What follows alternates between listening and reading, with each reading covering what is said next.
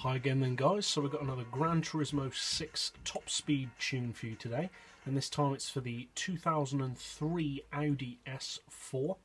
So you want your racing soft tyres as usual.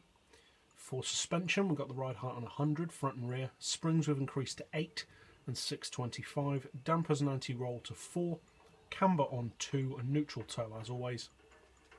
For the gearbox we've got an auto setting of 242. I haven't adjusted the individual gears on this one, and we've got a final drive of 3.7.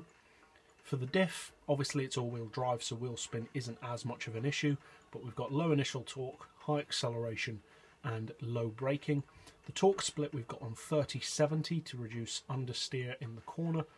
Obviously you want all your power upgrades, and although I haven't fitted it, I would recommend NOS. And as usual, you want weight loss. Traction control is of course turned off. And so this is the second Audi S4 that I've done a top speed tune for.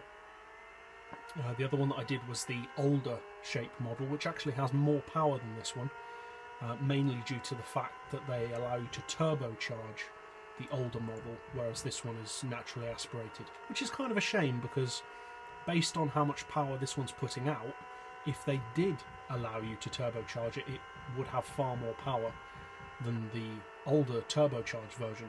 But, you know, we have to work with what we've got on GranTurismo.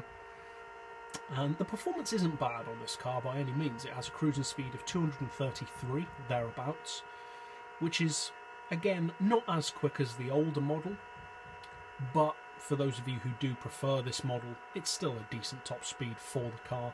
It's still a decent top speed for a saloon as well, because most of the fast saloon cars on this game have a lot more power than this car has. So for its power and for a saloon car, it is still decent for its performance. Obviously the acceleration is good off the line because of the all-wheel drive, and although I personally haven't used this car in top speed racing, I think due to the amount of grip and how easy Audis generally are to drive, it should be a pretty competitive car within the saloon category at least. So as you can see, it's fairly close to the red line.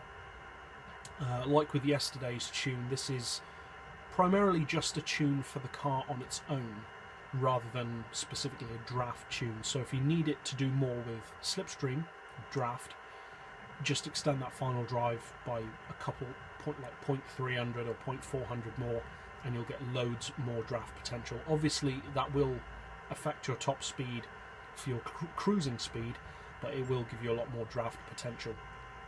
So yeah, if you haven't tried out this car before, I would recommend it because it's a decent car, and I hope you find this tune setup helpful. So if you did, feel free to subscribe. I put out new tunes every day, and as always, thanks for watching.